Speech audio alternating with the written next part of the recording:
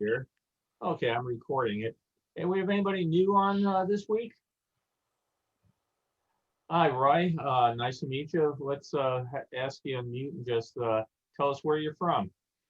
I currently live in New Carrollton, Maryland, right outside of Washington, D.C., but I grew up in Westport, Connecticut, and was lucky enough to attend the fair when I was 3 and again when I was 4. Oh, great. Welcome. There's a fellow in another box, which is right next to my monitor, also from Maryland, Ken Carpenter. So welcome. Glad you joined us. We do have a tradition. The new guy buys lunch for everybody else. Okay. So everybody just chat him your orders. He'll get DoorDash going. Okay. I'll work on that. I'll work on that. Great. So Lobster last week was exceptional, by the way. what's that? I said the lobster last week was exceptional. All right, I'm going to mute everybody here, and let's see, we will get started. And again, appreciate everybody joining us. Going to be talking about the first half of the international area. I had originally intended to do the whole thing, and then like with the industrial zone, I got into it, and wow, there were a lot more pictures than I thought. So before I start with the map, just to go through a real quick background about the international participation at the fair. I talked in previous times about how Robert Moses managed to break every rule there was how to hold an international World's Fair with the Bureau of International Expositions. You can't go for more than 6 months. You can't charge the international exhibitors rent, all sorts of things. So as a result, the BIE said no international participation, or you'll never get a World's Fair for your country. Well, that meant that most of the international exhibits we're going to see today were not actually sponsored by the governments, but they were sponsored by trade groups out of the various countries. There were some exceptions. A few countries like Spain said, we're going to do it on our own. But for the most part, if you went to a pavilion, I'll just say Malaysia, might not be the Malaysian government that sponsored it, but the Malaysian version of the Chamber of Commerce, because they were trying to get you to come spend your tourists and your economic dollars there. That created a bit of a hole for the fair that got filled in, as we mentioned, with the industrial zone. But it's really a precedent that goes way back to other fairs. If you go back to the 39 World's Fair, there were almost always 2 international pavilions for each country. The one that was sponsored by the government and the one that was sponsored by the trade group. So companies coming together, building World's Fair pavilions and exhibits, something that goes way back. So let me jump in here to the first of these. 1 second. And I will maximize it. We'll have our tech crew work on this. Okay, share screen. Okay, are folks seeing the map there of the fair? Okay, great. So the international area, the heart of the fair, and it's really, besides being smack dab in the center, it really was the heart. It was the reason, that makes the World's Fair different than, say, a county fair or state fair, was the international participation.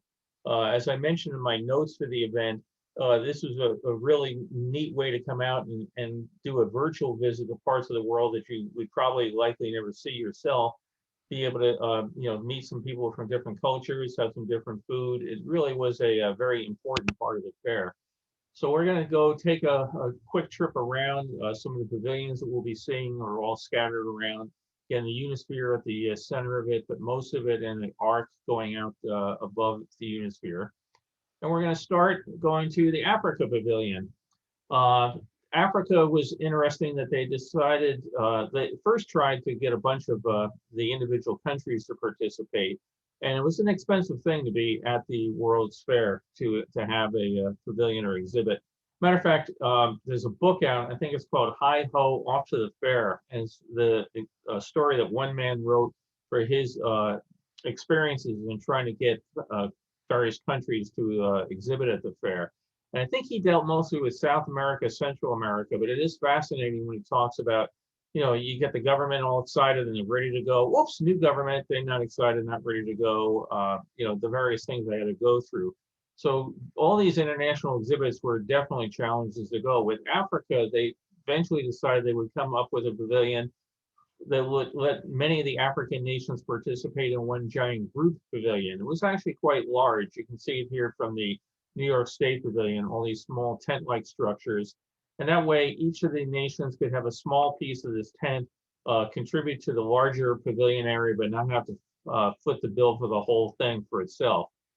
Outside, they had a kind of a degrading thing by today's standards. A carnival barker, he's just visible a little bit to the right in his hat, and one of the members of the pavilion staff.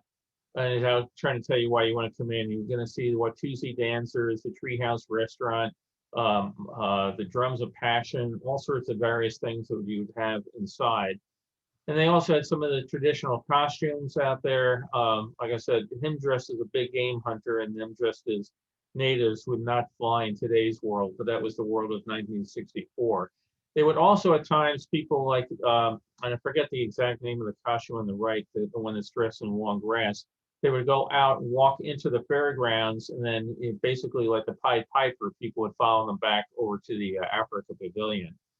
Inside, they had quite a bit of entertainment in there. This was a nice area because it was free. So you had the drums of passion going on. You can tell in 1964 versus 65 that in 64 they were outdoors in the sun, which got kind of hot and humid in New York City. So they put a covering over the performance area for 65. But here again, see the difference for it. You can see in the one pavilion in the back, the Upper Volta, the Ivory Coast, some of the other things. And again, different ones of the countries would participate in these different tents. Inside, you get typical things about what makes our government unique, why you might want to come visit us, some artifacts, things that were on display. And each of these tents was different based on the nations participating inside.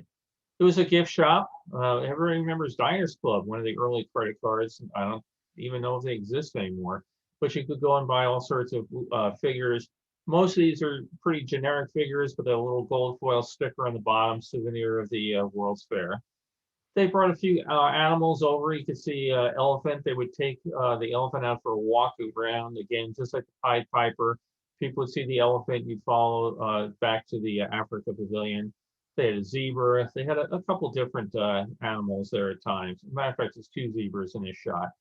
The most famous one was Susie, the giraffe. It became a big thing to go to the Treehouse restaurant. And if you were very good at reaching, Susie was very good at reaching too, and she loved to take handouts from the crowd. And it became very, very popular to get a window seat during feeding time for Susie. Again, view of the restaurant, very nice open air type environment up there. Shot inside, it's kind of interesting. It's like the people are in cages. They put these metal dividers up for the various areas. Again, all open air, no air conditioning, but a popular area.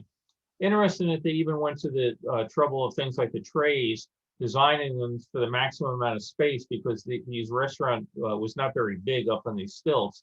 So you made sure if you had trays on the table, they would all fit and dovetail together. Have yet to see one of these show up in an auction or any place yet. We're going to leave Africa. We're going to go to American Israel Pavilion. For a while, the nation of Israel had agreed to sponsor a pavilion at the fair. And then they ran into some problems with politics and economic issues and decided to drop out. But the American Jewish community stepped up and built this pavilion, very eye-appealing pavilion, a massive amount of wood facing out onto the street. Give you an idea how large this was. We're looking from the Swiss Sky Ride down to the pavilion. The entrance is just down below on the right. People are going in. Very, very large. Again, walking into the entranceway here. Interesting, they added things over time to the fair, all sorts of things. On this one, you can see they've added giant postage stamps, Israeli postage stamps. And about 4 years ago, a synagogue in New York got in touch with me and said, hey, we got these giant postage stamps. We thought they came from the fair. Do you have any copies, pictures of it? And I said, sure they do. And now they've got them on display. So all sorts of little bits and pieces of things from the fair continue to surface and show up over time. Again, a closer view of the stamps. Going inside, they had all sorts of display. This was a combination of how you can lift yourself up spiritually, but you can also build a new nation. Down below, you can see some of their slogans, the equality of man and social justice. So they had a very attractive sort of pavilion outside and also a very interesting one inside. Dioramas, displays of different things or pieces of history that would be of interest to folks. Again, all done by American Jews contributions, and the Israeli government helped with it, but they could not finance it. Another pavilion just going along, and again, we're doing this alphabetically, Austria. So a lot of us know that this pavilion survived the fair as a ski lodge, unfortunately burned down a few years ago, but a very striking A-frame pavilion.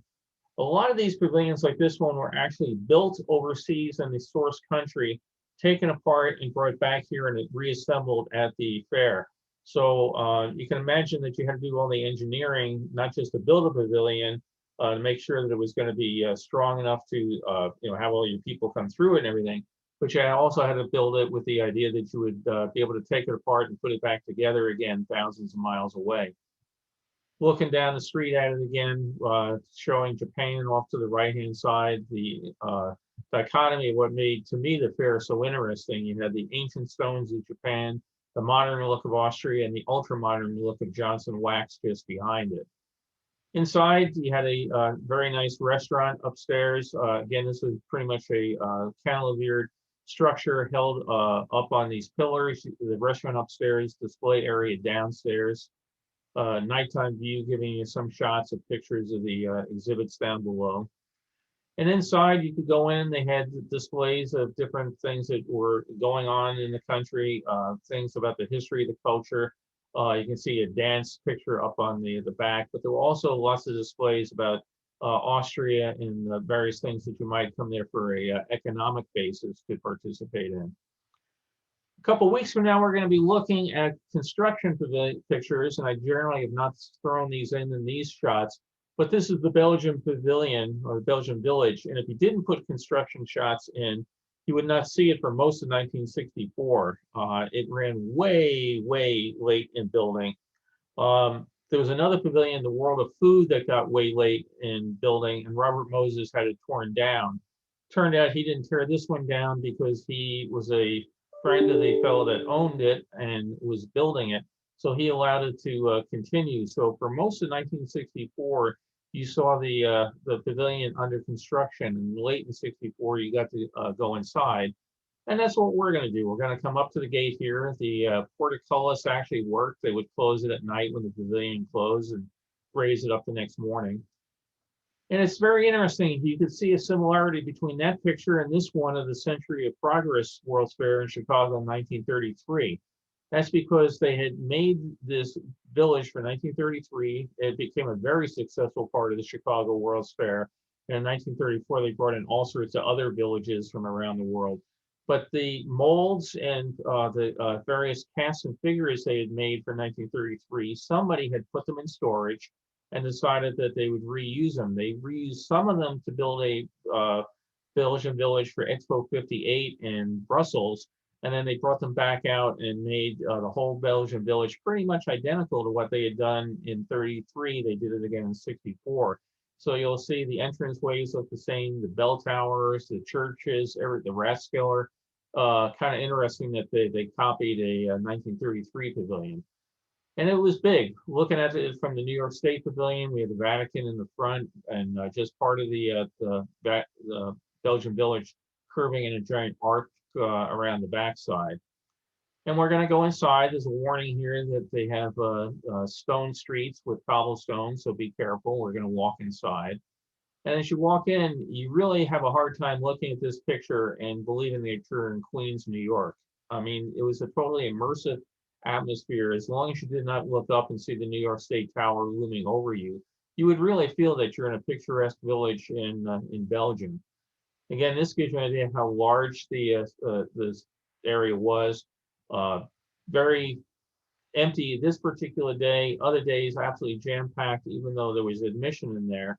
A lot of people still wanted to come in because it was a very, as I mentioned, immersive sort of environment. Again, looking down, same plaza, looking in the opposite direction from a helicopter view. Big, big operation.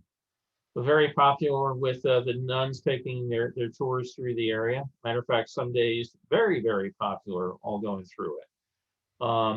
Well, this is a picture of the Belgian waffles. They did not start here at the Belgian Village because the Belgian Village wasn't open for business. They actually started over in the lake amusement area. But it was a quick thing that as soon as the Belgian Village was being built, they made sure they got this open. It was a very popular thing. And we've all seen pictures, probably this one in particular, Associated Press ran this one from my collection a number of years ago on the anniversary of the fair. Very popular, the waffles, and I hope Roy is getting lots of waffle orders for us today. Inside, all sorts of different shops and things you could buy. You can see Belgian fudge over to the side. Here you could buy garlands of flowers, colorful scarves, all sorts of odds and ends. We're going to go and take a look inside one of the restaurants. Some of these people, by the way, did come over from Belgium and work there. Most of them were people from New York. It was much more economical to hire a New Yorker sticker in a different costume than it was to bring somebody over there. So if you came over and asked people about life in Belgium, you didn't get a lot of information, but you got some great meals. So inside, just taking a look, lots of Belgian beer and delicacies people enjoying. Again, most of these restaurants inside the Belgian Village were of a sit-down nature. They did have some quick fast food spots scattered around. This was the major thing to do in the Belgian Village, to listen to the music or to eat dinner. There were some shops, that sort of thing, but there weren't a lot of actual displays about culture or industry of the nation. And again, you could go to these stands here. You can get your food. If you have any bottle there, they'll fill it up with perfume. The sign neglects to say that it's not by the bottle, it's by the ounce. So don't bring in your water jug.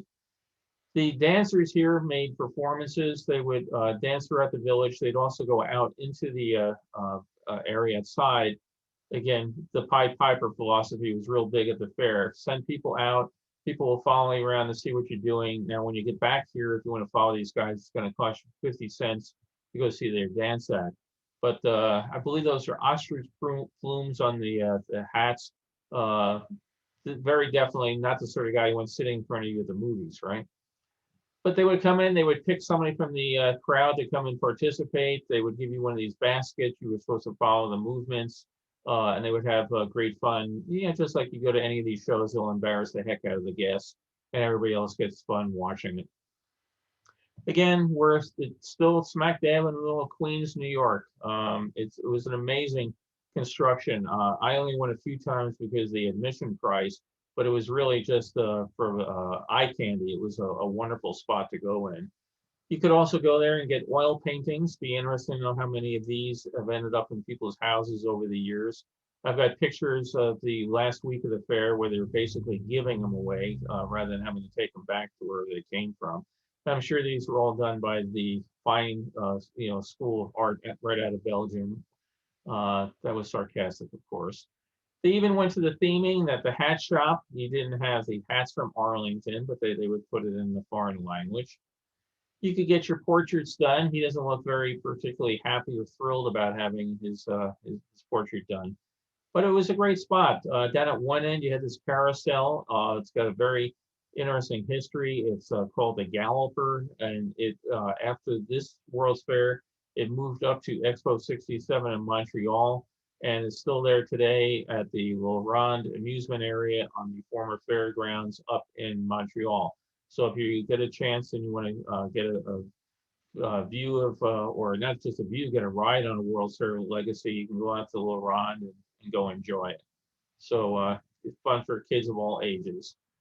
One thing about the Belgian Village, it opened late, and as a result, a lot of the people that signed leases for it when it was being built said, "We're not coming. We're just not going to do it. It's not worth it." So they ended up with a lot of empty space. You can go as you went through the area, you can see all sorts of empty storefronts.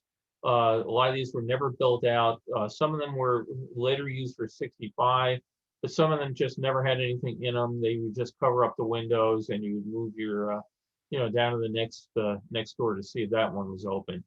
The poor fellow that built it, matter of fact, one of his relatives is a member of one of the World's Fair Facebook groups, and mentioned that he was still being sued by people 20, 30 years after because of the money they lost in buying leases or participating in the village.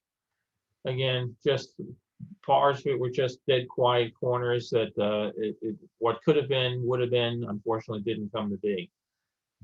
More modern looking structure, Berlin, mentioned before that the nations didn't participate. Well, the city of Berlin did. They put up this structure, which was a concrete disc, basically with a cantilevered suspended ceiling on it. They had different displays inside about Berlin. They were very grateful to John Kennedy for his help in keeping the legacy of Berlin alive. This is back during the time of the Soviet embargoes and all the other issues. 1965 for opening day, reopening day, Willy Brandt, the chancellor, came by. He was the mayor of Berlin, who later became the chancellor of Germany, and he's visiting the whatever is pronounced hospital. Joey can tell us later. And I don't think he's there for his flu shot, but he's there getting a tour of the hospital. Just nearby was the British Lion Pub, which one of our visitors from time to time actually worked at. Thatch roof recreation of a British pub, sitting outside, people enjoying it on a nice day. It was a very popular area. You can see all sorts of people that worked at the fair. The blue uniforms dead in the middle are Greyhound bus drivers. Over to the left is some lighter gray, the Pinkerton guards. They had an employee discount here at the British Lion Pub, which didn't hurt for bringing people in. And they served all the traditional, British pub food of hamburgers and fried shrimp, right? You went with your audience and you sold what they would want. But kind of an interesting thing, you get fresh fruit ices. And this is another picture here, just having fun with Photoshop. You want to get a really nice picture of the British Lion Pub. And somebody didn't think back in 1964 that the fire hydrant was an annoyance. So we just make the fire hydrant go away. Coming into the fair, one of the first big pavilions you might see as you came in through the Gotham Gate was the Billy Graham Pavilion. When they were looking at selling the plots to the fair, they started realizing that we're not getting all the participation we want for the reasons mentioned earlier, costs, some of these things. So the Fair Corporation decided they would give free rent to religious groups to participate at the fair, which meant that a tremendous number of religions all came out and did take advantage of free rent and put their exhibits out of the fair. A couple of weeks ago, I mentioned everybody has a tower.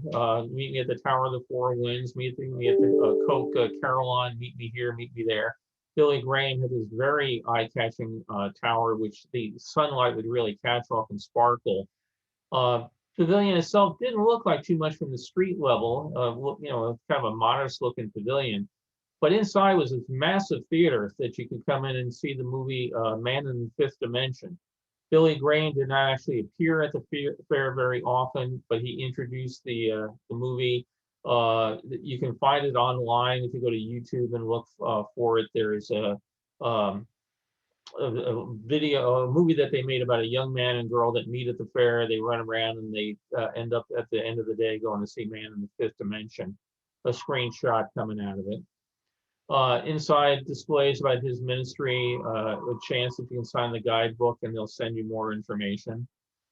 Again, outside view of it. Somebody, I have to take the call. My car warranty seems to have expired. Outside, we're going to continue down now to go to the Caribbean Pavilion. They had a number of the nations from the Caribbean did the same thing Africa did. They joined together for a joint pavilion.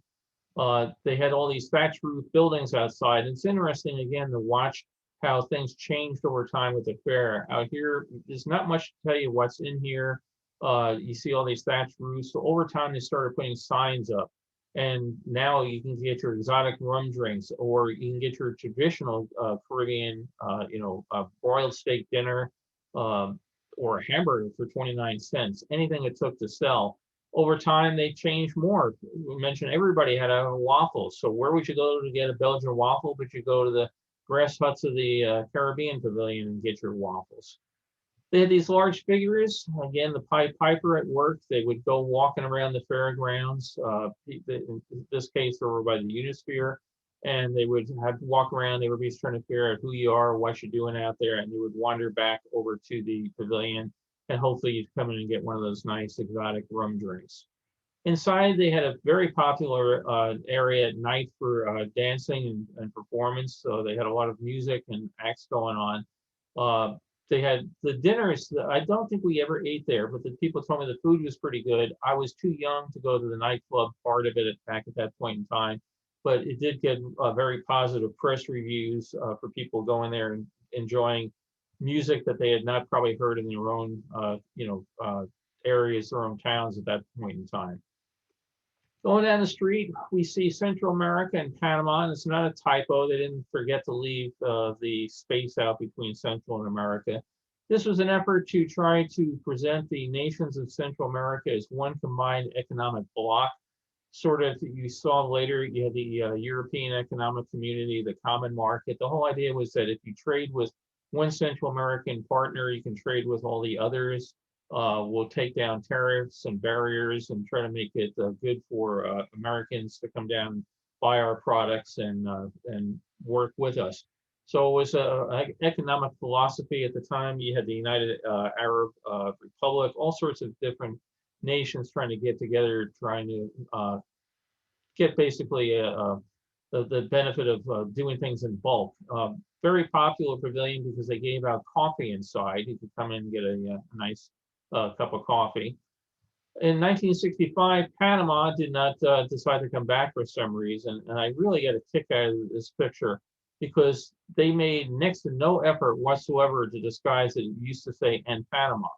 I mean, they basically came and chiseled the name off. It sat that way for the entire length of the fair.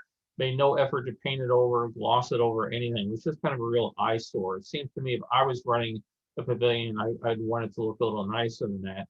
And again, signage starts popping up all over the place. Now there's a sign telling you to come in for coffee, but you could always get a traditional Central American roast beef sandwich for 59 cents.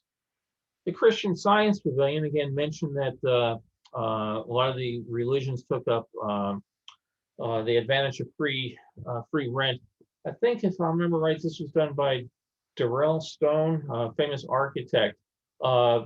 This pavilion was interesting. After the fair was offered for sale, or actually as a gift for anybody who would take it for free, and a church took it and moved it out to Poway, California. It was for years.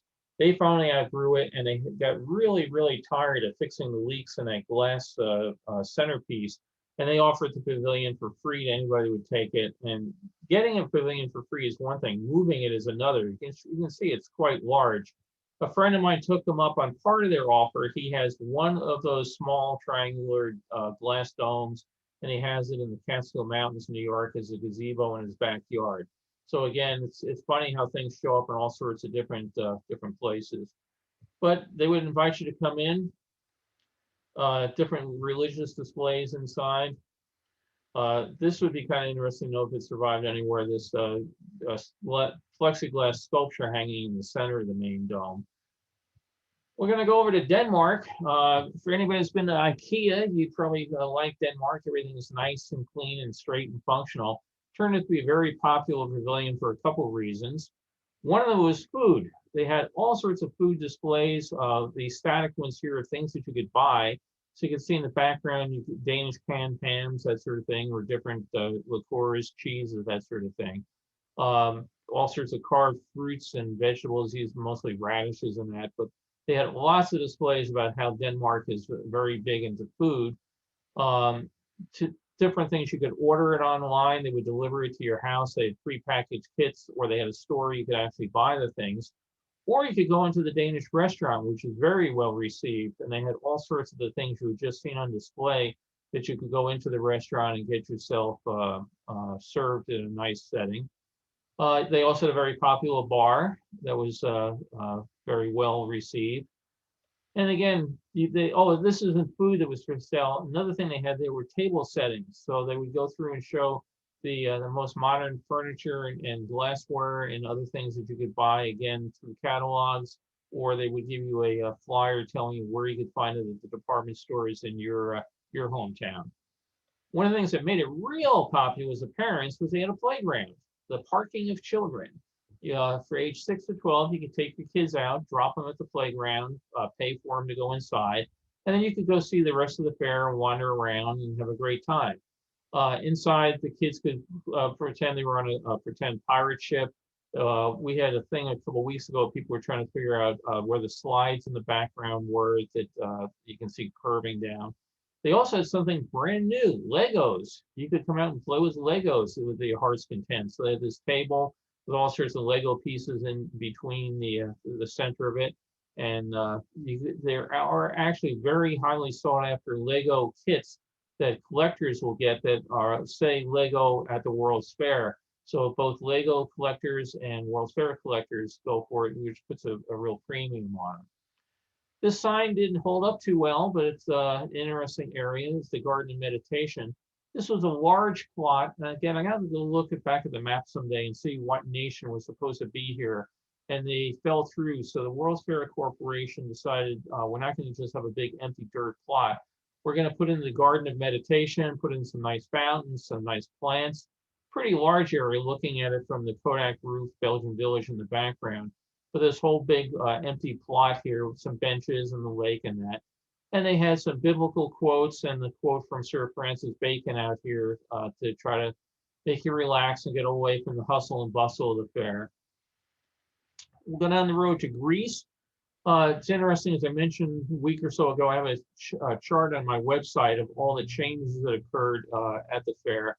In Greece, in 1964, the Greece Pavilion had this colorful mural over the front and these glass windows down below.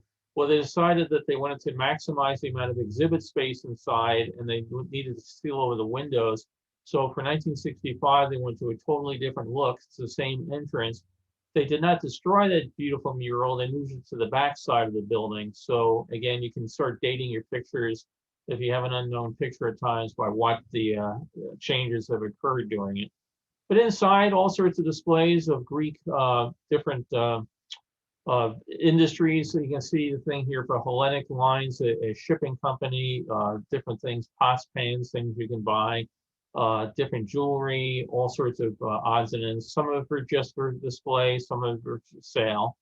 They had a barbecue out back, and I think he's inviting them, would you like to come over and see my Unisphere? And they're enjoying it. And the man in back is carving them some meat. We're going to go to the Republic of Guinea. We're going to hop down here. Okay, look here going in. And this shows you why he did not build grass thatched roof hut buildings for New York on a regular basis. About I think it was about, I'm trying to remember how many months, about 4 months into the fair, the roof started falling off in the winter weather. And unfortunately, they had a problem of, they charged the admission to come in here. So a lot of people didn't go in and they started having the problem now that the pavilion started falling apart. Luckily, they were able to get the money to rethatch it with more durable materials for the 65 season. Interesting one, again, somehow you wonder how these things end up in the international area. This was the Hall of Free Enterprise, talking about the greatest good for the greatest number. And again, we just are left unfettered by the government. We have free enterprise. We can do anything we want and make life really good. This was a figure they called Mr. Both, and he was the spokesperson for the pavilion, and they had a thing on their economics theory that, again, the less government regulation, the better, and how you would all make tons of money on it. They invited famous people to come by. For those that don't immediately recognize him, that's Eddie Rickenbacker, famous World War I ace, and Mrs. Rickenbacker came by to sign a book there at the pavilion. They had to invite others to come by. Here's Mr. Met, the mascot. The Mets were brand new over at Shea Stadium, and Mr. Met would come by and entertain. He's actually there with Casey Stengel is behind him, and Casey's signing autographs and doing some press interviews. But they would invite a number of people during the time of the fair to come in and do PR appearances at the pavilion. They also had a very strange sort of exhibit, the side door. You see Hall of Free Enterprise and this little black door, sign on the door off to the side. And all these teachers are getting ready to go inside into the pavilion. because you could actually take classes. Adelphi University offered credit-bearing classes that if you were an educator and you were coming to New York City for the World's Fair, you could come in for a couple hours a day, take a class, get school credits from Adelphi, and go see the rest of the fair the rest of your time. It sounds silly, but it let a lot of people take the trip to the New York World's Fair as a tax write-off if you happen to be in the teaching profession. So kind of an interesting way to get people to come and attend. We're going to take a look at Hong Kong, looking down from the Swiss Skyway, a pretty large pavilion. You have a big building there. You can see a very large restaurant up on the second level, and then off to the right, a number of Chinese junks. The Chinese junks are interesting. Again, we'll take a look at how the signage changed. There were 3 of them when you opened up the fair in '64. If you first got there in the early months, like in this picture, it didn't tell you much reason to come inside. But they started changing things all over the place, putting signs up, come on in, what we have here. They had this woman in this little sampan, and she was selling souvenirs. They had food in some of the other Chinese junks in that. Here you can see that there's 2 Chinese junks because they took out one of the Chinese junks to make room for more gift shops. But again, I got a kick. I'm really familiar growing up in Brooklyn with Italian ice. I do not know what Oriental ices are, but they would sell just basically anything to get you to come into their area. This was the snack bar if you went inside the Chinese junk area. Again, they did have some Chinese food upstairs in the restaurant, but this area here had nothing to do with China that I can tell on any of the displays here. They had, again, a nice restaurant you could eat there. They had the one upstairs, but they also had this one outside. We're going to go inside and take a look. Very impressive building as you walk up to it. But inside, it was really chaotic. Not much of anything that I can recall about the culture or anything of Hong Kong. It was shops, very chaotic, sort of like a real traditional Hong Kong shop. Here you can go buy fabric by the yard, or you can go and get custom-made suits made, custom-made dresses, that sort of thing. So all sorts of things. You can see the sign that's actually lit up there, custom tailors. A sign telling you to go outside to the Garden of the Hungry Dragons we had just seen out there. But a very chaotic experience inside. Did not get a lot of positive press, but a lot of people liked going because the items are so cheap and you can bring home a whole bag of souvenirs for the kiddies for a very low amount of money. Again, everybody's trying to look and see what the demonstration's going on. We're going to go down the road to India. They had 2 pavilions, the square one and the round one linked together. Again, restaurant in one of them. You can see the reflection of the U.S. pavilion eagle in the window over there. They had these large figures outside that were made out of ceramics. Unfortunately, you see they've had to put together a small fence because in the past everybody would go and take your picture with them, and somebody managed to knock the head off of one of them. Inside, they had displays of different religious icons or things from the nation's history. Just some random pictures of people wandering around taking a view inside.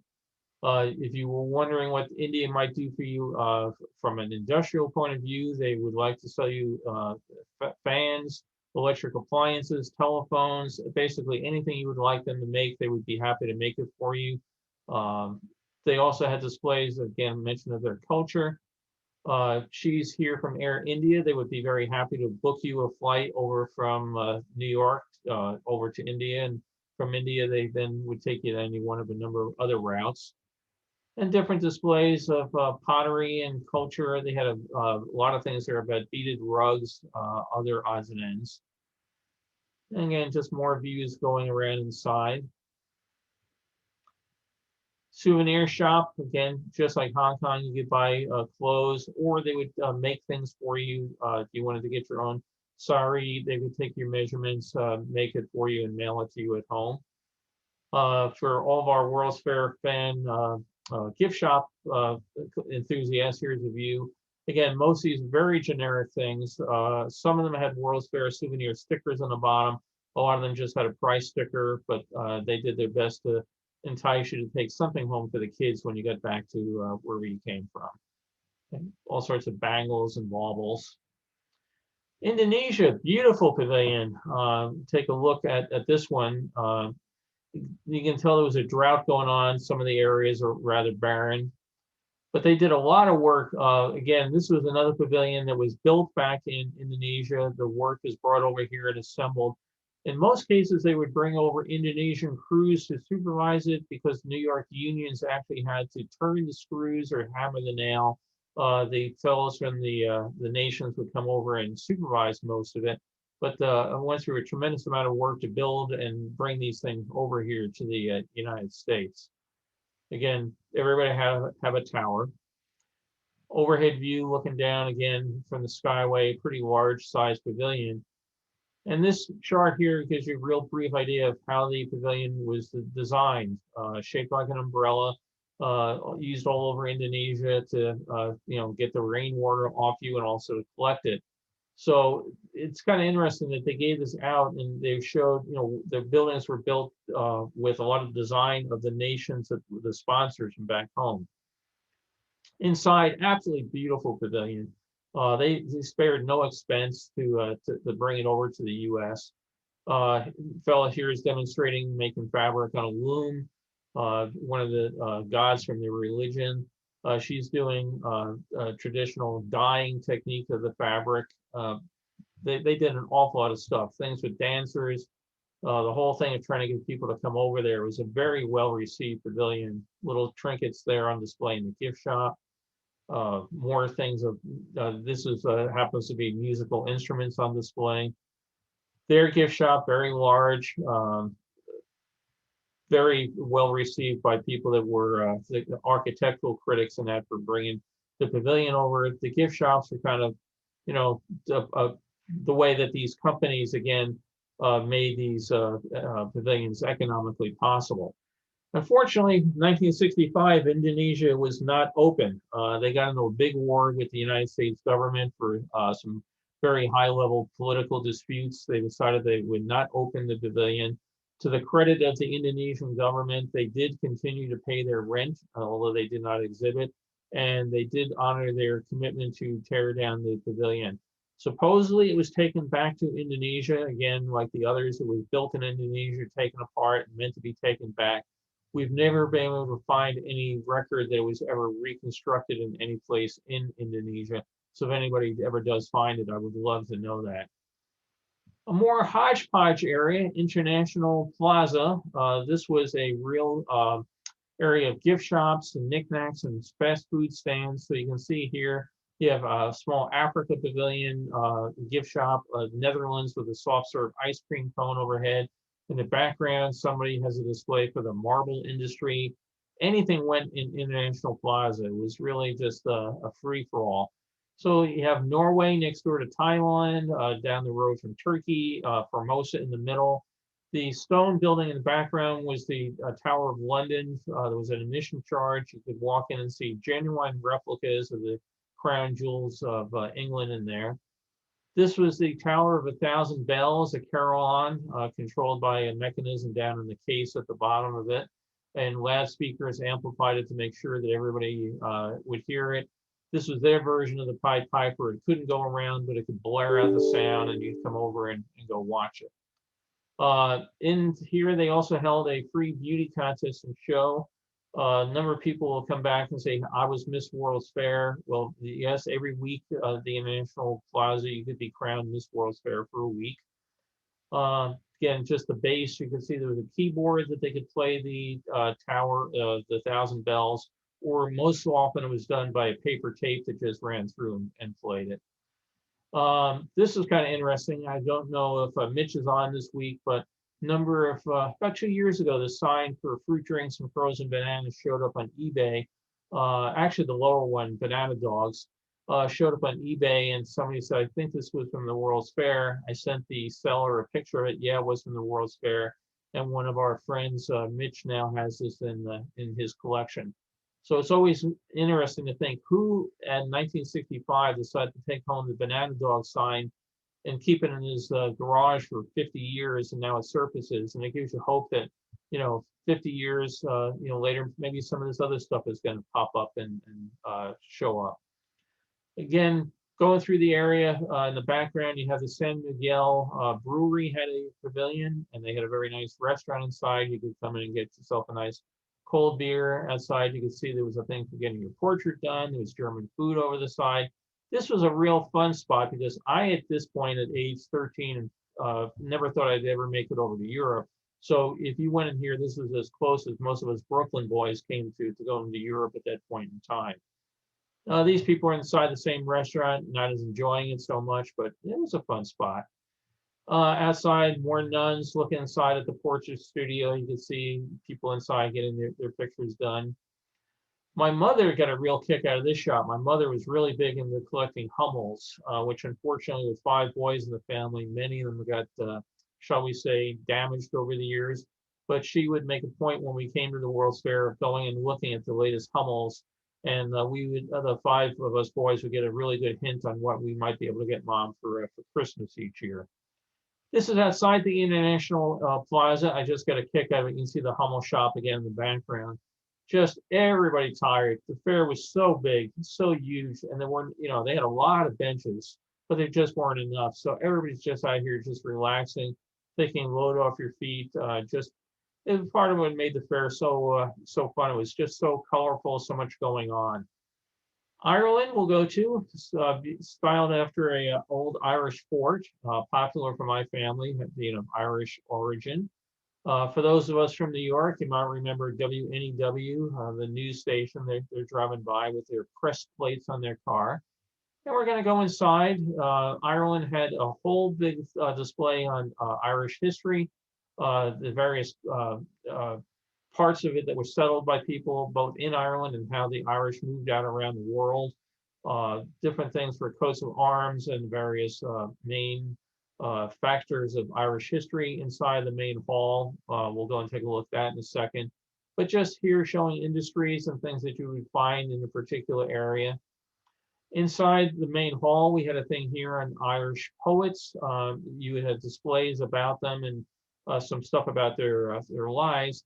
And down below, you could pick up these earphones and it would actually have people reading the poetry to you. Again, this is the same area. You can see those plastic cones. You pick them up, stick them to your ear. If there was somebody you were interested in, you could go to the booth in the background and they would tell you more about the poet, give you a little brochure about, where you could find more on them. Big display. Obviously, Ireland for years, Waterford Crystal, big thing. They had a big display here on crystal and other things you could buy, looking from the inside, looking outside. Very popular spot in Ireland was the coffee bar. For those of the people that enjoy Irish coffee, it was a very popular area. They were just turning it out like mad, particularly in a cold evening. People said it was really popular. Again, I was 13, I don't know, but I know a lot of people like to stop there for a coffee to keep them awake on the ride home. How much it worked with the liquor added to keep you awake, I don't know. We're going to go visit Japan. That's the solar fountain in the center there. You can tell this is a very early 1964 picture because you've got the Greyhound Escorter going around. The date is the 64, but you can also see the brass rail balloons are pristine and white because they turn dark and gray and dingy from the New York pollution very quickly.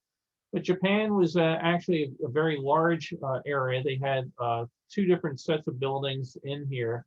We're going to go and take a look through them. House of Japan.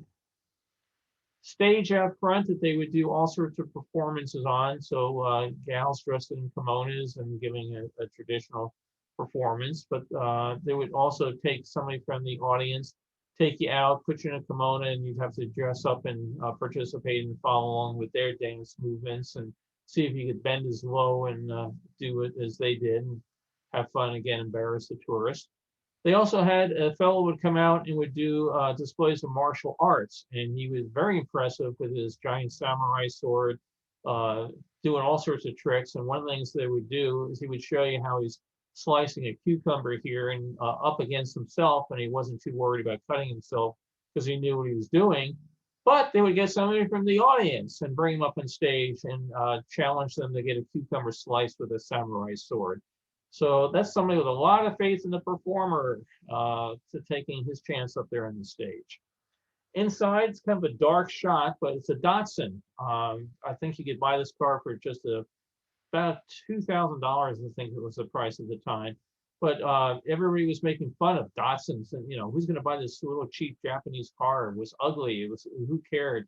And this was right when Japan was making a huge foray in the United States by introducing cars, things that Wayne will enjoy. You could go and see your Sony TV. So little did folks know that Japanese industry was coming in big ways. And this turned out to be one of my dad's favorite pavilions. My father actually worked for a Japanese shipping company, Nippon Yusen Kaisha Shipping Lines, and he was very happy because they were the ones who were bringing in all the Datsuns and all the Sonys and everything.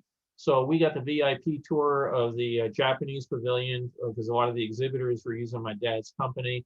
And he was very happy to see that their businesses were booming because as their business boomed, so did his shipping company. One of my favorite things from Japan is TikTok, the little robot out here. He walked around pushing this cart around with his clock on it. Very kind of fun, colorful character. Again, the Pied Piper, he'd go wandering around the fairgrounds. You'd follow him back to the pavilion. They had a thing of postcards. You could walk up and get a free TikTok postcard. He was not actually a robot with brains that was, pre-programmed or anything.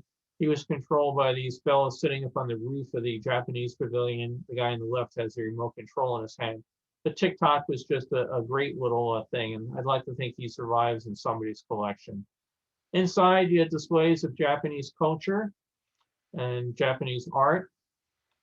You could also go and find out more about the tea ceremony. Again, things that folks at this point in the United States maybe had only heard of. If you've ever had a chance to go to Japan and actually participate in one of these, they take quite a period of time, but you could sit there and watch it, or you could buy tickets and participate in one there at the pavilion. Gift shops, all sorts of odds and ends.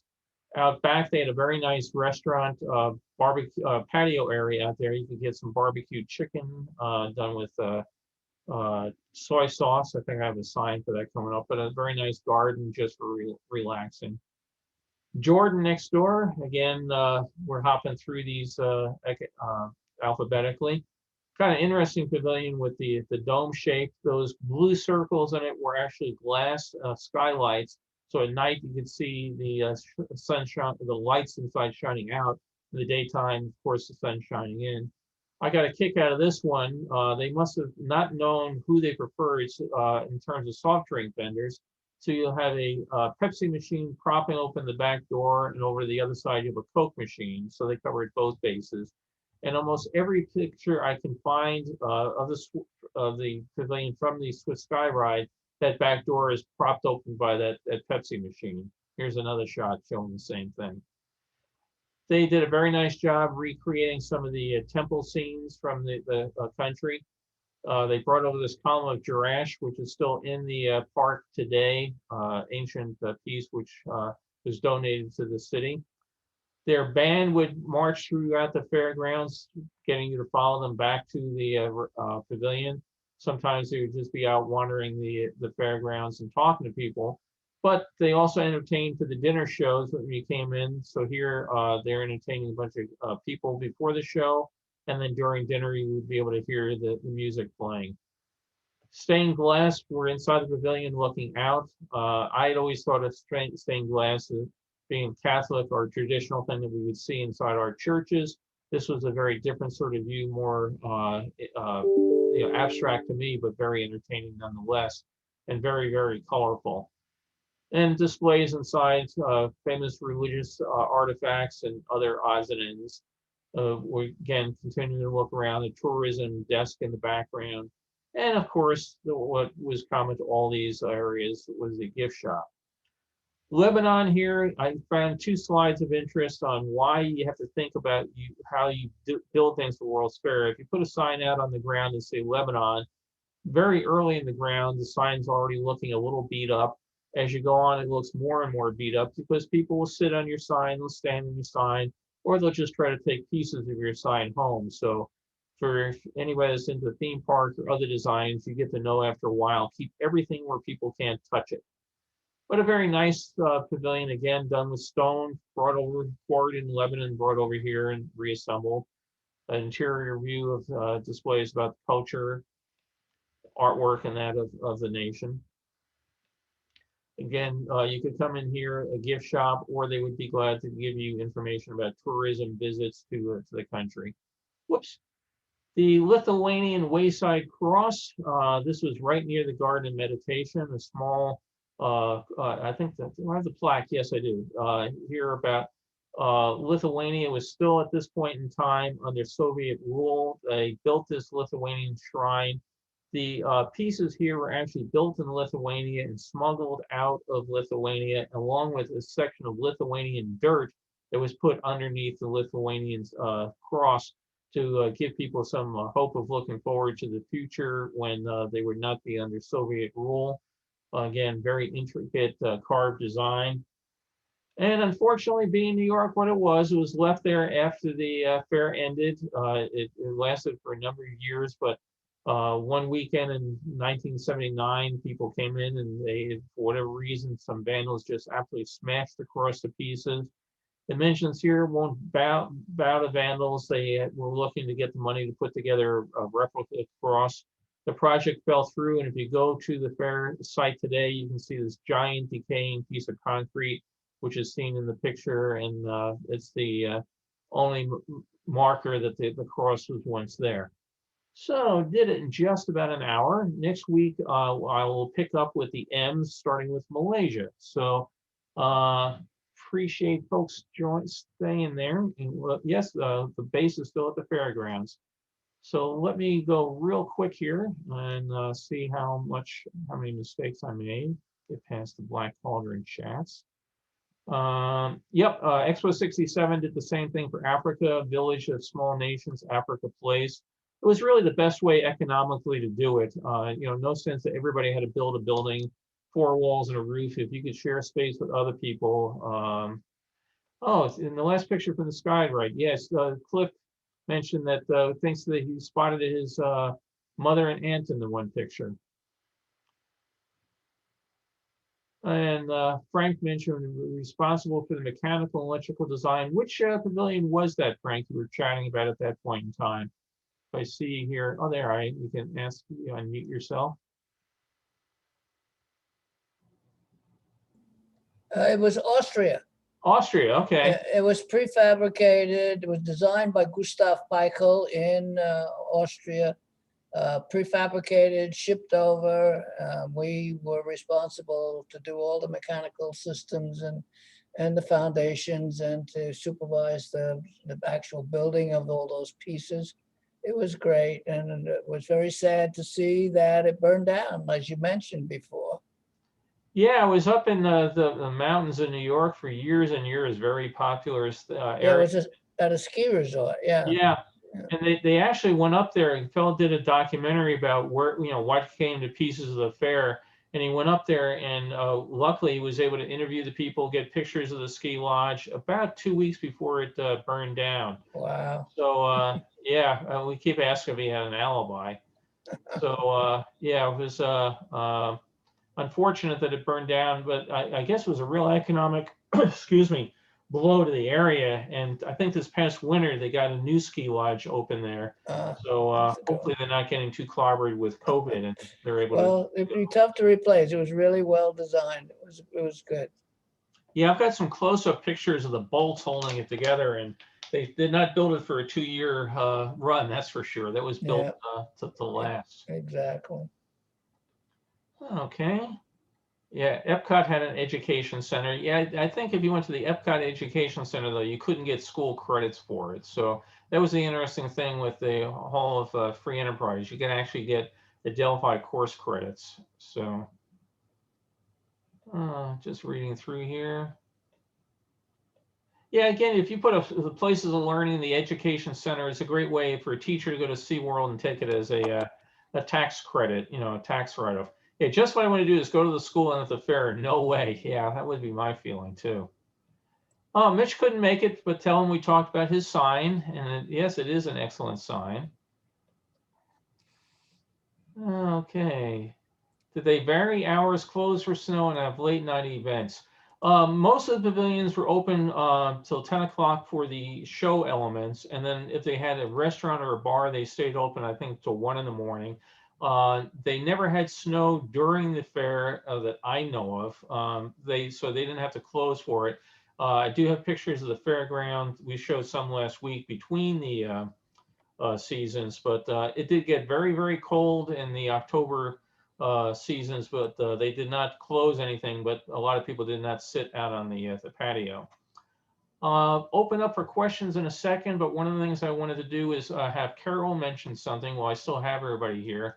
Carol is wanting to also do a Zoom presentation. So just like if you folks are interested in art, Carol, tell us about your project for tomorrow.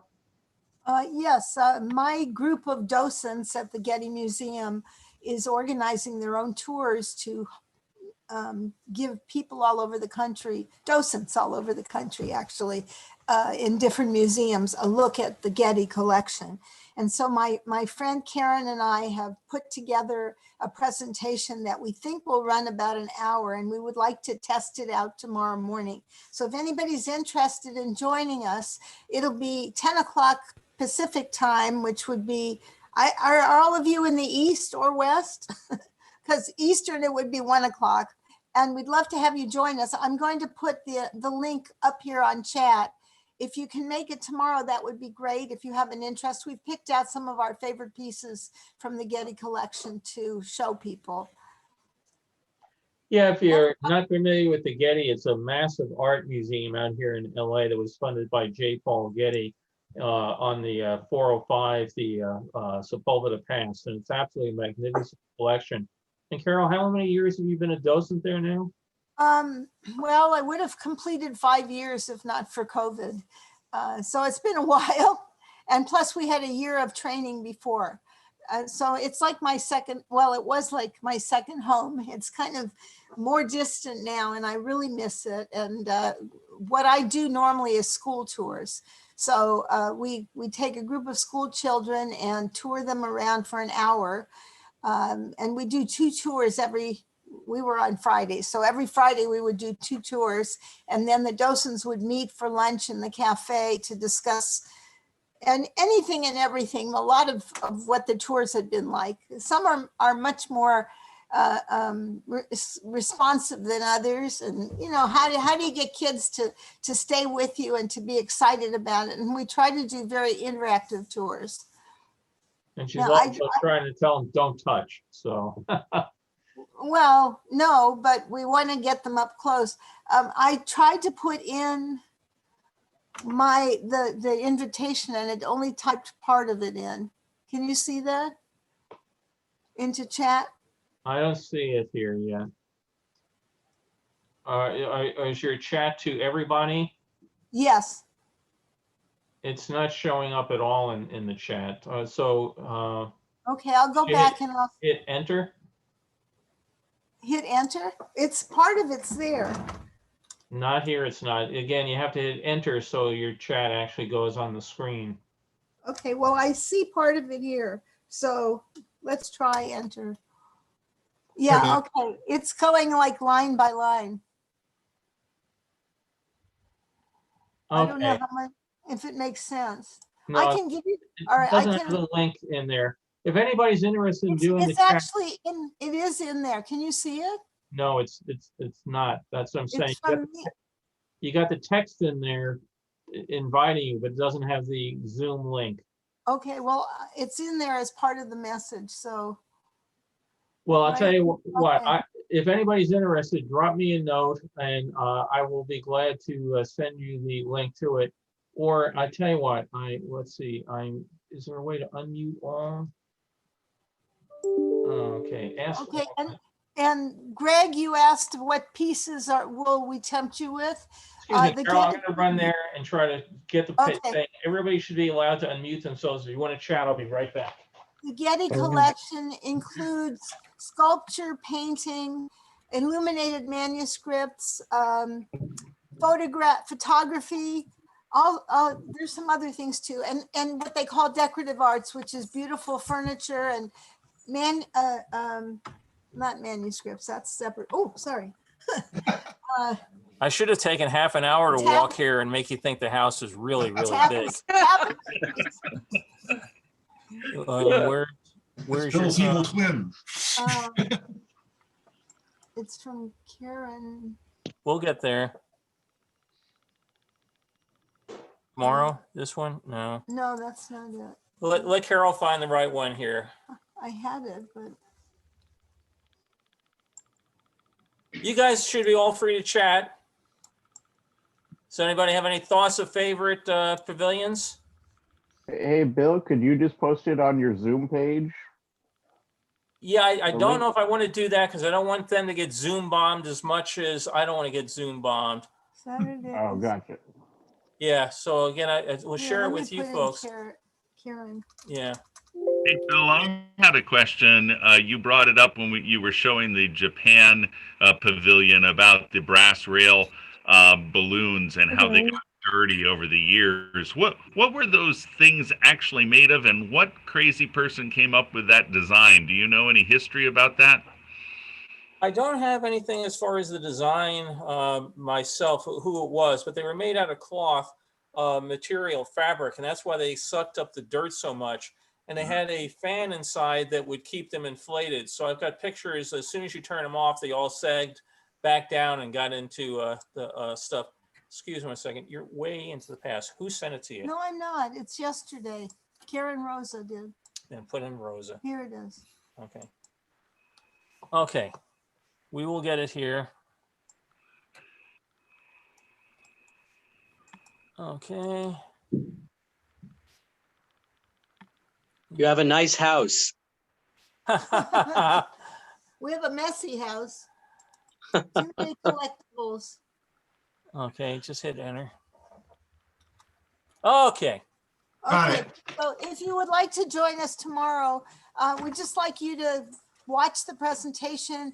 And if you have any comments or questions or anything you think we should change, we'd like to hear that because this is the first time we'll be doing it with other people than the two of us.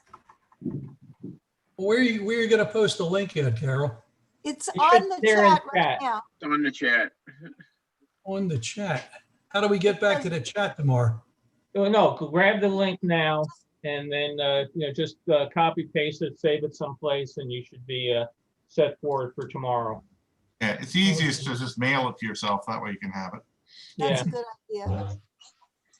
But again, if you're at all interested in art, the Getty, since it's closed physically right now, this is the only chance you have to get to see it. And folks, I just thought Carol and I were talking about it at dinner last night, thinking that people might enjoy some of their collection. Yeah, you Oh. also see what the whole facility looks like from the outside. It's pretty amazing. It's on a mountaintop or a hilltop, I guess. And anyway, Got its own monorail. what's that? That sounds great. I said it's got its own monorail. Well, it's not actually a monorail, it's a it's a people tram. mover, so it's kind The of, people mover? yeah. Sort of, yeah. Uphill, Yeah. downhill. So it says the design of the brass rails was supposed to represent the bubbles in the beer. Well, their beer turned brown real fast then. So yeah, and it was interesting because they actually had crews that went out to try to scrub those bubbles clean between seasons, and it just didn't work. So whatever fabric they used, they were not tested in a smog environment before they went to New York. Bill, Yeah, didn't one of the brass rails light on fire? Wasn't there an accident? yeah, I've actually got pictures of it on the site of the restaurant, what it looks like without the balloons. Without the balloons, pretty innocuous snack bar. But one of them did catch fire, burned to a crisp. But that was the other thing they also found out was you should not make your balloons out of inflammable materials. So they actually had to go and commission a replacement set of balloons and bring them in. So for about 2 months, the one snack bar did not have a set of balloons on it. But yeah, it did burn real well. Thanks. Yeah, like I said, I've got pictures taken the day after the fair closed, and they turned off the electricity, and man, they just slumped down. But they kept them inflated between the fair seasons all winter, just so that people driving by didn't see the badly deflated things. So the day the fair ended, though, man, they turned them off and they ran for home.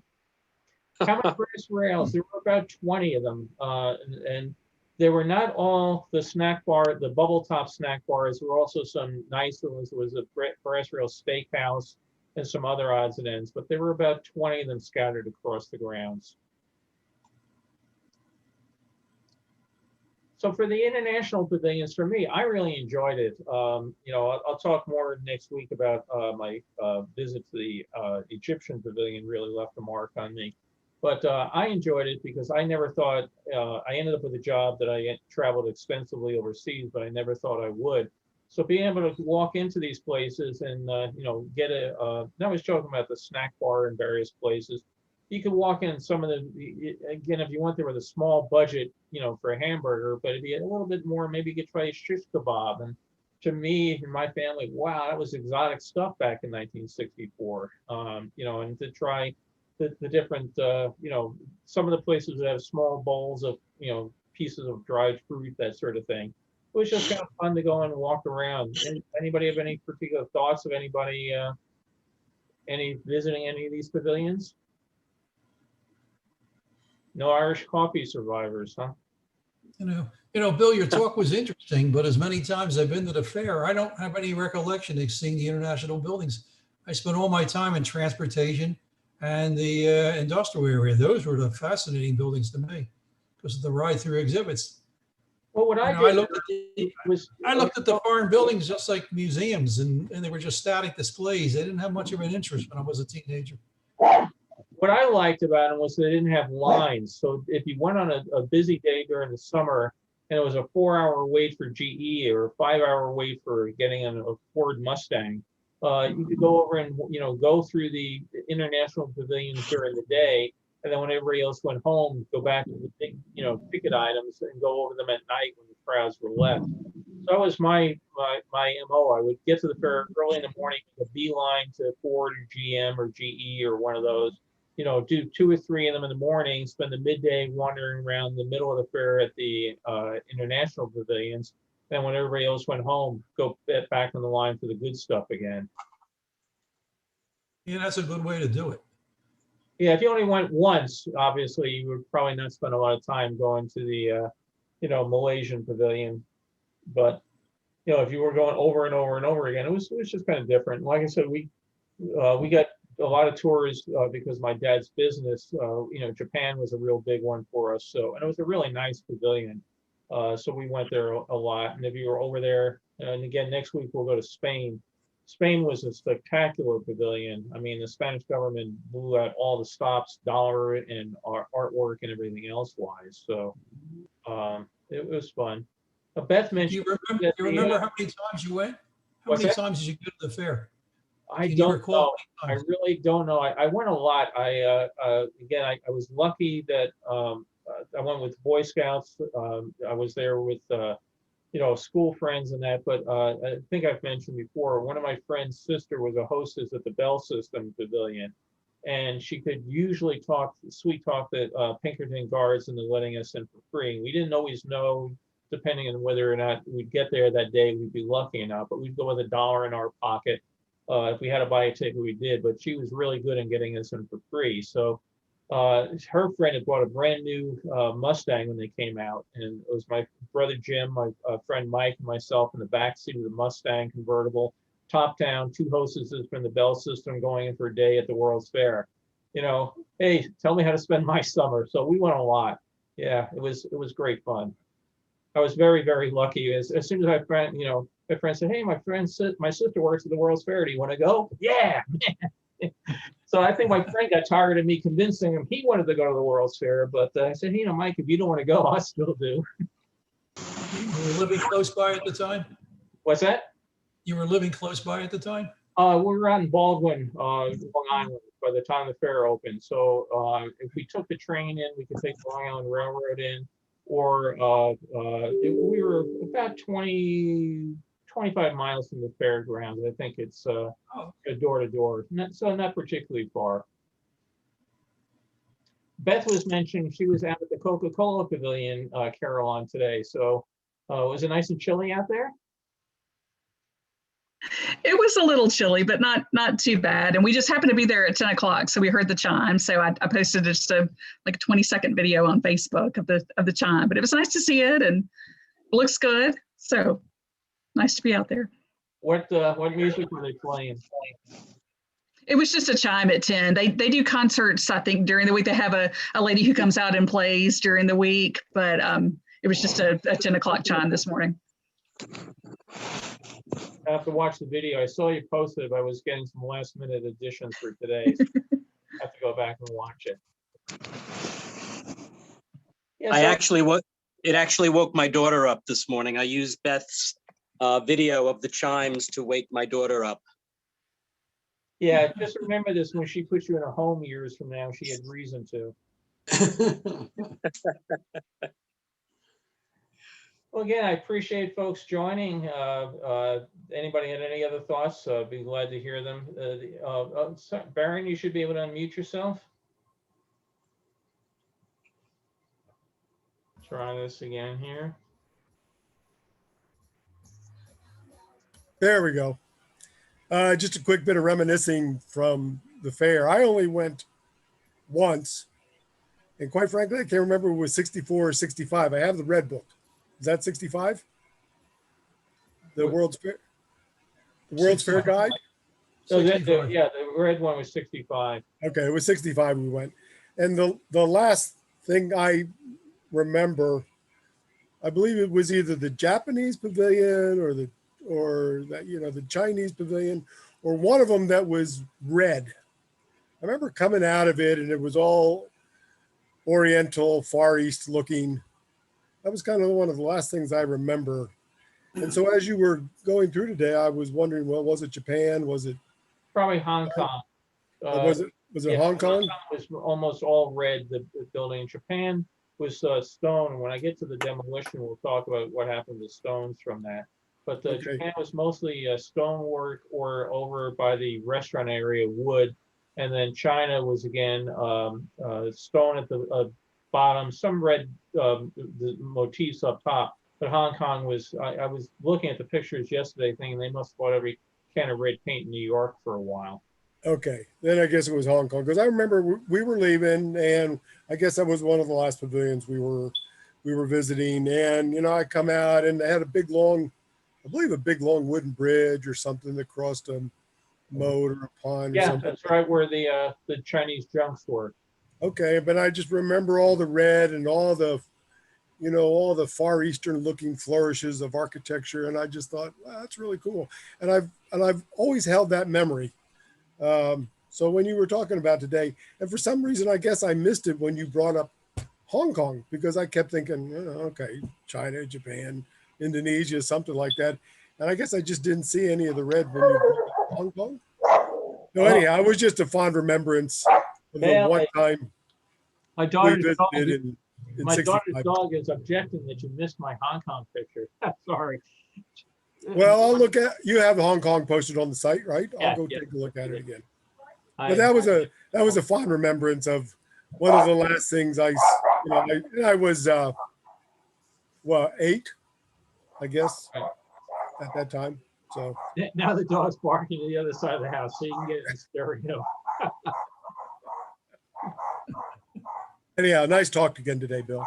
Yeah, thanks. Here, where's Great. Carol? Yeah, Mute Carol because the dog's barking. I don't see her on the screen. Maybe Carol dropped off, but yeah, it's funny, the little things that stick with you from the fair. The little bits and pieces of walking in. Hey, Wayne, you should be able to unmute yourself.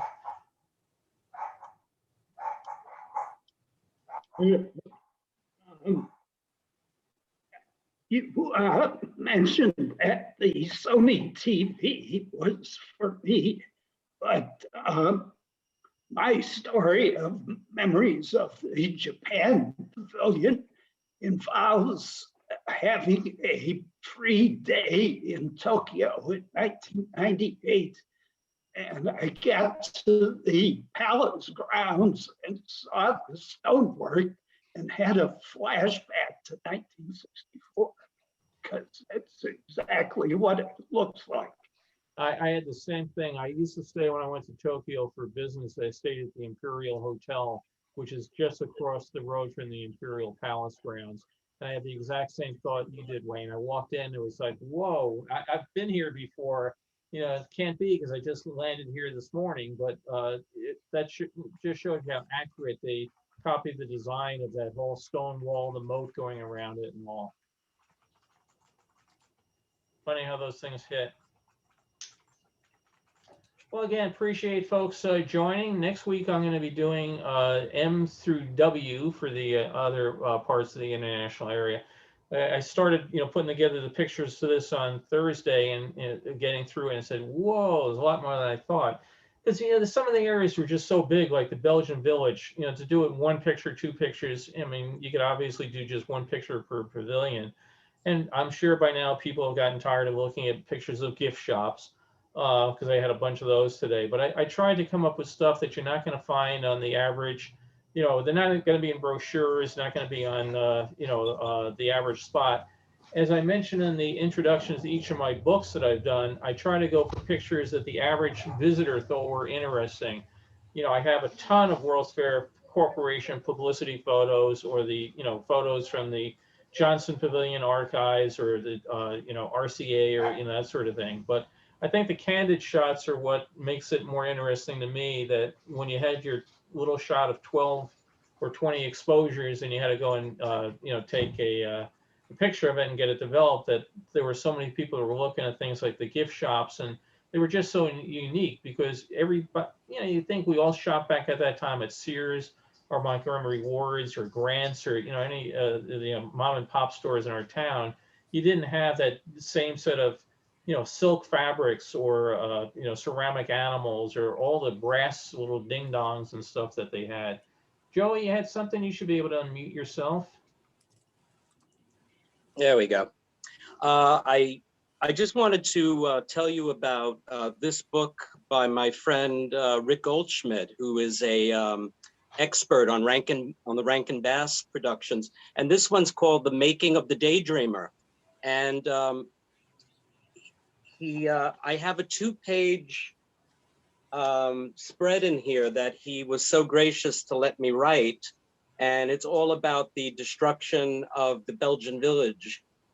So I would like people to go out and check it out. It's called The Making of Santa Claus is Coming to Town and the Daydreamer by Rick Goldschmidt. Oh, take a look at that. Yeah, I was looking at pictures yesterday when I was putting this together of the destruction of the Belgian village. Have you remember the old TV show Combat, Vic Morrow? Yeah. I mean, the pictures of the Belgian village being torn down look like an episode of Combat on steroids. It's and there was interesting things I'll talk about during the demolition part where they actually tried shaking the buildings to pieces to simulate earthquake damage and see how well they would survive, all sorts of various odds and ends. So the Belgian village had life after the fair.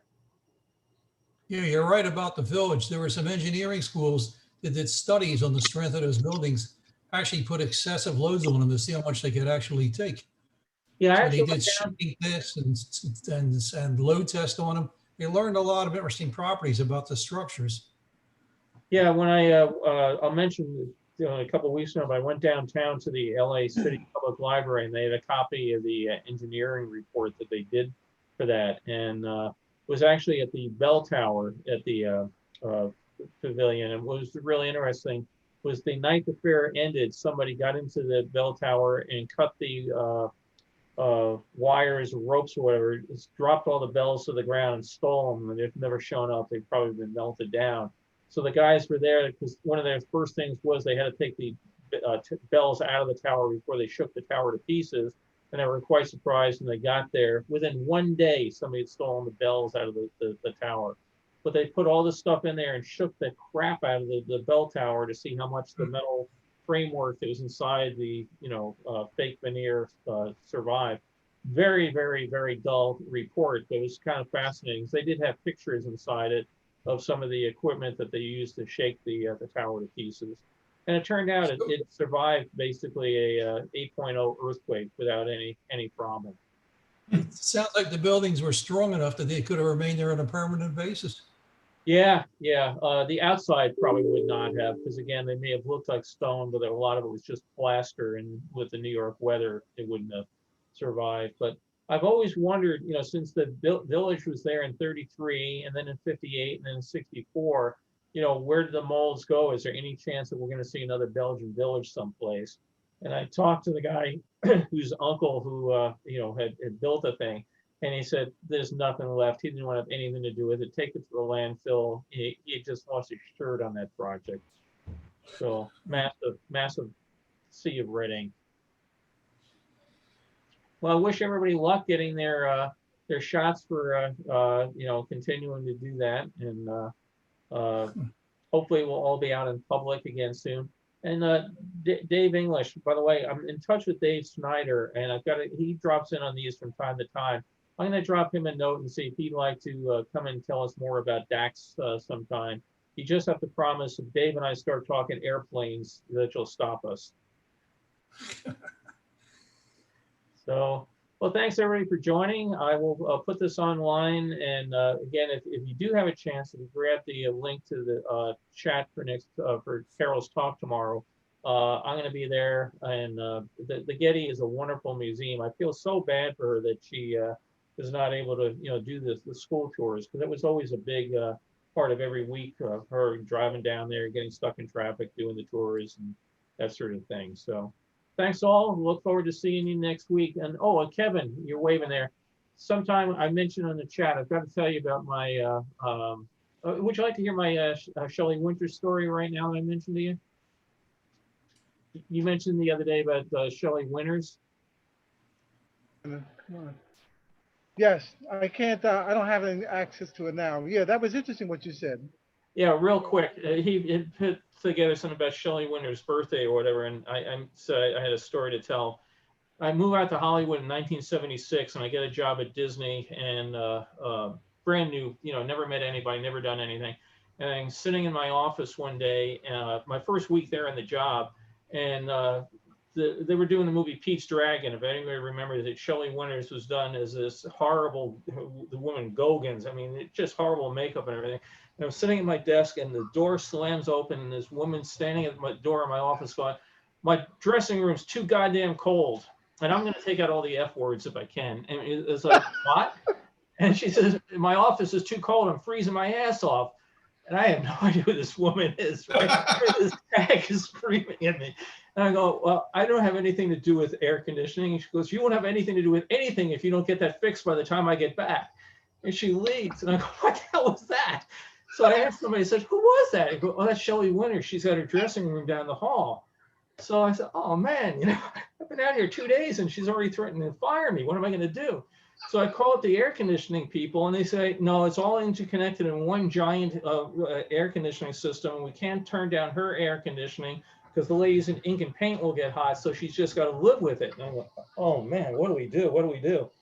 So we went down. It was a big duct in her wall blowing air, and it was really coming out strong. And we covered it over with paper and Scotch tape, big pieces of audit paper over it, spreadsheet paper, and hung a pencil on a string and wrote, "To just air conditioning, poke holes to suit." So end of the day, we're sitting in the office, and bam, the door opens, and she's standing there and goes, "Who put that in my office?" And the three of us put up our hands. She goes, "Get down here." And we walk in. She goes, "I'm glad to see somebody could figure this out." And she reaches in her desk drawer, takes out a bottle of scotch, and starts putting out glasses. And I go, "I don't think I'm allowed to drink." And she goes, "You're going to tell me you don't want to drink with me?" I said, "Oh, no, fine." So we're sitting there drinking scotch with Shelley Winters. And for the rest of the time she was doing Pete's Dragon, she'd come by at the end of the day. "Hey, boys, come down, let's talk." And she'd be taking off the makeup and waiting for the traffic to go down before she got the ride home. And we'd be sitting there, and she'd be telling us all these incredible stories of life in Hollywood and all the people she knew and things like that. So I can remember my mother, saying, "Oh, how was your first week at the studio?" I said, "Oh, I met a new friend." Yeah, it was just really just incredible. 3 days in Hollywood. Yeah. It's backwards. Shelley Winters. Yeah. It's backwards. she was a real kick, but Yeah, it was just an article in the Weekly Queens Chronicle, and it just mentioned that she lived and grew up in Jamaica, Queens, New York. yeah, she was really. I was thinking, wow, Hollywood is just great. I'm meeting Academy Award actresses. I mean, it's kind of sitting here on my list of things I have to watch. But is it showing here? The Poseidon Adventure. So Right. Oh, yeah, sure. well, again, thanks for joining. And I don't know if our newcomer Roy, did you get everybody's lunch orders? Carol and I would like waffles. So appreciate you joining us, and look forward next week. We'll be taking tours through more, and hopefully everybody has a good week in between. Yeah, thanks again, Bill. That was Thank you great. again, Bill. Thank you. Thanks, Bill. Talk to you all later. Bye. All right, See you next bye. week.